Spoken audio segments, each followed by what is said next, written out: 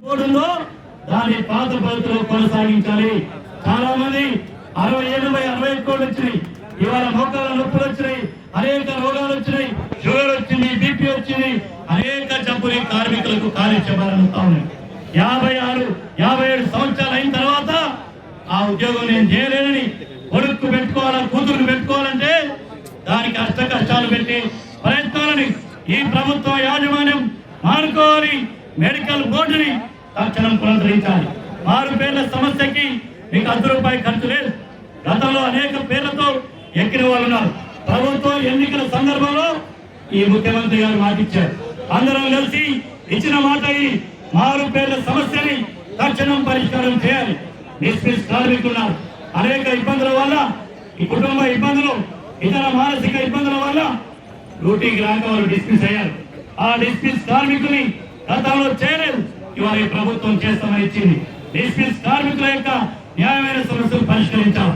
గతంలో సింగరేణి కార్మికులకు సొంత ఇల్లు లేదు, దిగిపోతే వచ్చే 30 లక్షలు 40 లక్షలతో ఇల్లు కొనుక్కునే స్థితి లేదు. కాబట్టి సింగరేణి కార్మికులకు సొంత ఇల్లు ఏదైతే ఉందో దాన్ని వాళ్ళు తీసుకురావాలంటాము. గుర్తింపు కార్మిక సంఘంగా ఇలా ఎన్నికలు ఏపీసీ గెలిచింది. మైనింగ్ లేబర్ యాక్ట్ ఉన్నది, కార్మిక చట్టాలు ఉన్నాయి, వెరిఫికేషన్ ఉంది.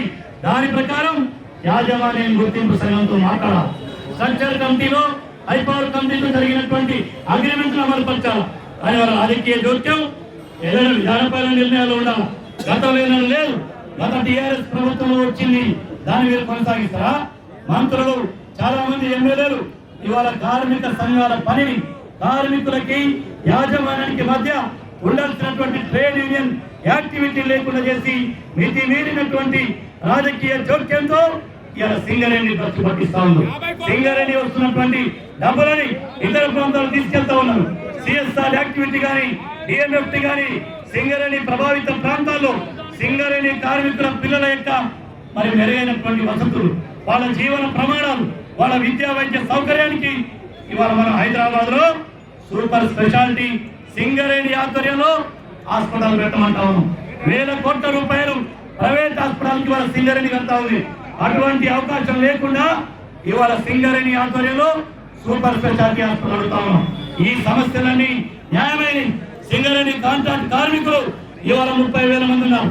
మైనింగ్ యాక్టివిటీలో ఉన్నారు, సివిల్లో ఉన్నారు, సెక్యూరిటీ గార్డులో ఉన్నారు, మహిళా కార్మికులు హాస్పిటల్లో అన్ని కట్టున్నారు. ఈ 30,000 మంది కాంట్రాక్ట్ కార్మికుల సమస్యల మీద వాళ్ళకి ఏదైతే హైపవర్ కమిటీ వేతనాలు ఉన్నటువంటి జీవోలని కాంట్రాక్ట్ కార్మికులకు అమలు చేయమని అడుగుతా ఉన్నాం. ఈ సమస్యలతో పాటు 150 నుంచి 200 మధ్యల క్రమశిక్షణ చర్యని ఏదైతే ఉందో దాన్ని రద్దు చేయాలంటా ఉన్నాం. ఈ సమస్యలు ఏవి కూడా సగానికి ఎక్కువ సమస్యలు ₹1 ఖర్చు కాకుండా చేసే సమస్యలు. ఇందాకే సీతారామయ్య గారు చెప్పారు, మనం అగ్రిమెంట్ చేసి మరి ఏదైతే ఇన్కమ్ ట్యాక్స్ పెంచు మీద ఉందో దాని మీద ప్రకటించే ముందు మాకు ఇమేజ్ రావాలి కాబట్టి మా మంత్రితో ప్రకటింపజేస్తామని వచ్చిన సర్క్యులర్ మీరు ఆపారే. 10 నెలలైనా మీ మంత్రి గాని యాజమాన్యం గాని ఎందుకు మాట్లాడట్లేదు అంటే కార్మికుల సమస్యల కంటే ఇవాళ గద్దె మీద ఉండడానికి కారణం ఈ సింగరేణి కార్మికులే, ఈ బొగ్గు ప్రాంతమే ఈ ప్రభుత్వానికి అవకాశం ఇచ్చింది, గత ప్రభుత్వానికి ఇచ్చింది. అందుకే కార్మికుల సమస్యల్ని సింగరేణి విస్మరించిన ఏ ప్రభుత్వం, ఏ నాయకత్వం ఎక్కువ నిలబడలేదు, మట్టి కలిసిపోయారు. అందుకే ఇవాళ అసెంబ్లీ జరుగుతూ ఉంది. మన శాసన సభ్యులు, యూనియన్ అధ్యక్షులు సాంసరావు గారు అసెంబ్లీలో మాట్లాడుతూ ఉన్నారు. ఈ ధర్నా ద్వారా ఇవాళ ప్రభుత్వం మేల్కోవాలి. సాయంత్రం బడ్జెట్ ముగింపు సందర్భంగా ఏదైతే సింగరేణి కార్మికుల యొక్క న్యాయమైనటువంటి పోరాటం ఏదైతే ఉందో ఇలా సహజ మరణం పొందే డబ్బులు కదా మామూలుగా ఎక్కడో పనిచేసే కాంట్రాక్ట్ కార్మికులకే ఇలా 25-30 లక్షల రూపాయలు పోరాడిపిస్తా ఉన్నాం.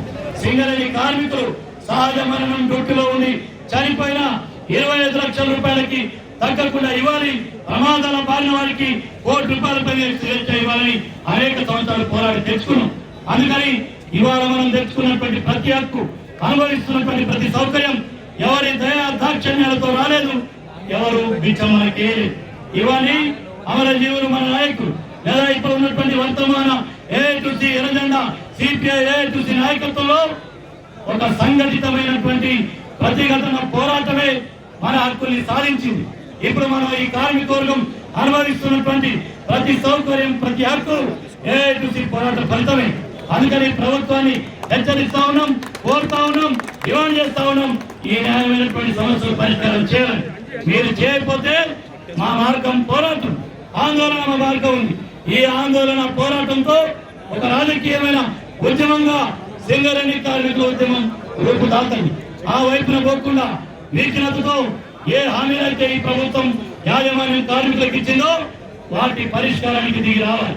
మీరు దిగి రాకపోతే ఐక్యమైనటువంటి కార్మిక పోరాటం ఈ ప్రభుత్వాలని రోడ్డు మీదకి తీసుకొస్తుంది. అటువంటి స్థితి రాకుండా ఉండాలంటే ఈ సమస్యలు పరిష్కరించాలని మీ అందరి ముందు తెలియజేస్తూ 13 రోజుల పాటు సింగరేణి వ్యాప్తంగా ప్రతి బాయి, ప్రతి డిపార్ట్మెంట్, ప్రతి బిట్టు ఎక్కడ కార్మికులు ఎక్కడికి మన ఏఐటీసీ గొంతు పోయింది. ఒక సంఘటితమైన పోరాటంగా ఈ 13 రోజుల యాత్రని జయప్రదం చేసినటువంటి సింగరేణి కార్మిక వర్గానికి, సోదర సోదరిమణులకు, పాత్రికేయ మిత్రులకు, మన నాయకత్వానికి కొత్తగూడెం జిల్లా పార్టీ తరఫున హృదయపూర్వకమైనటువంటి ధన్యవాదాలు తెలియజేస్తూ నేను సెలవు తీసుకుంటాను.